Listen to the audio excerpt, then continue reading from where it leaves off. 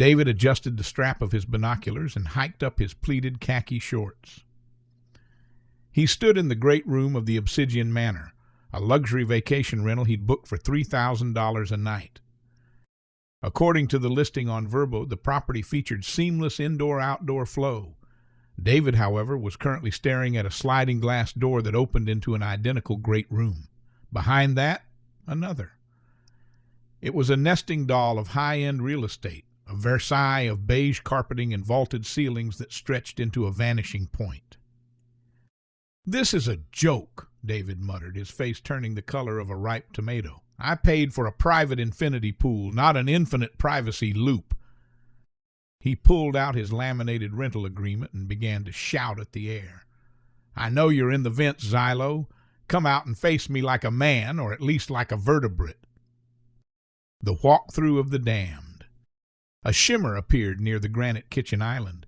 Xylo-Thax, the Cryptid Realtor, materialized with a flutter of 6 translucent moth-like wings. He was wearing a bespoke charcoal suit that seemed to absorb the glare of the recessed LED lighting. "Mr. Miller," Xylo-Thax hissed politely, his many eyes blinking in a rhythmic, unsettling sequence. "Is the open concept floor plan not to your liking?" "It is, quite literally as open as a concept can be." "Listen here, Mothman," David said, poking a finger at the realtor's silk lapel. "The listing said 4 bedrooms, 3 baths. I've passed 64 bathrooms in the last 20 minutes. Every single one of them has a live, laugh, love sign in a language that makes my nose bleed. This is a gross violation of the short-term rental ordinance." "Actually," Xylo-Thax replied, his voice vibrating the stainless steel appliances, "this home is zoned for trans-dimensional leisure. The floor plan is a folded manifold. If you walk in a straight line for 4 days, you'll eventually find the toaster." The jurisdictional nightmare. David reached into his leather fanny pack and whipped out a thick folder. "I've already drafted the complaint. I'm suing you, your agency, and the ancient celestial horror that owns this deed. You've got no permit for a non-Euclidean structure in this county." "This county doesn't exist on this frequency, David," the realtor sighed, his antennae twitching with boredom. "We are currently vibrating at a hertz level roughly equivalent to a dial-up modem. Your local building codes are adorable.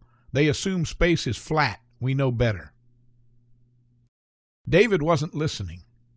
He was busy taking photos of a hallway that seemingly turned a 90-degree corner while remaining perfectly straight. "Look at this!" David yelled, pointing his phone at the wall. "The crown molding doesn't line up. That's a structural defect. I'm citing the 2026 International Residential Code. You can't hide behind your void space excuses." Arbitration in the infinite kitchen. The two sat at a breakfast nook that seemed to float over an endless abyss of white cabinetry. "I want a full refund," David demanded, crossing his arms over his chest, "and I want the cleaning fee waived. I found a moth scale on the duvet. Probably yours. The cleaning fee covers the maintenance of the 4th dimension," Xylo-Thax explained, clicking his mandibles. "And as for the refund, the contract you signed, which was written in UV reactive ink on the back of a cicada shell, clearly states all sales are final once the guest enters the temporal rift." "I have diamond tier protection," David countered. "I'll call my credit card company. I'll call the governor. I'll call the guy who does the local shame on you segment on the news." The realtor leaned in, his wings casting a massive, flickering shadow over the granite. "David, your phone has no signal. You are currently 3 seconds behind the rest of the world. By the time you reach the exit, your credit card company will have been out of business for 2 centuries. The final ruling and the endless checkout. The conflict peaked when David tried to serve a physical subpoena. As he handed the paper to Xylo-Thax, the document began to glow, the text rearranging itself into a recipe for soul soup. The paper then turned into a swarm of tiny white moths and flew into the recessed lighting. "Fine!"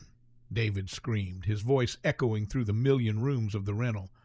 "I'm staying, but I'm leaving a 1-star review on every dimension. Quiet neighborhood, but the host is a literal insect and the hallway is a bit long for seniors."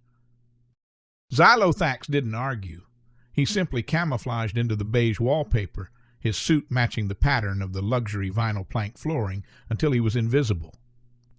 The story ends with David, still in his cargo shorts, dragging his rolling suitcase down the 5,000th identical hallway. He isn't scared, he's energized. He has found something he loves more than a vacation, an infinite amount of things to complain about. "I'm going to find that thermostat," David muttered to the empty air. "And when I do, I'm going to sue the sun for being too bright in the second dimension breakfast nook." If you enjoyed this story, like and subscribe for more. If you didn't enjoy it, please leave a comment explaining why.